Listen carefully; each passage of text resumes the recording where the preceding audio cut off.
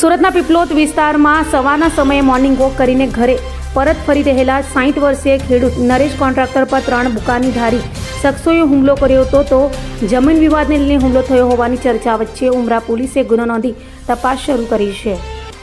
સુરતના પીપલોદ વિસ્તારમાં વહેલી સવારે ખેડૂત પર હુમલાની ઘટના સામે આવતા વિસ્તારમાં ચકચાર મચી ગઈ હતી। એક 60 વર્ષીય ખેડૂત નરેશ કોન્ટ્રાક્ટર મોર્નિંગ વોક પૂર્ણ કરીને ઘરે પરત ફરી રહ્યા હતા ત્યારે 3 બુકાનીધારી શખ્સોએ તેમના પર હુમલો કર્યો હતો। હુમલામાં તેઓને ઈજા પહોંચતા સારવાર માટે ખસેડવામાં આવ્યા હતા। પ્રાથમિક તપાસમાં જમીન વિવાદને લઈને ખેડૂત પર હુમલો કરવામાં આવ્યો હોવાની ચર્ચા ચાલી રહી છે। ઘટનાની જાણ થતાં ઉમરા પોલીસનો કાફલો સ્થળ પર પહોંચ્યો હતો અને સમગ્ર મામલે ગુનો દાખલ કરી તપાસ હાથ ધરી છે। પોલીસે આસપાસના સીસીટીવી ફૂટેજના આધારે હુમલાખોરોની ઓળખ મેળવવાના પ્રયાસો શરૂ કર્યા છે।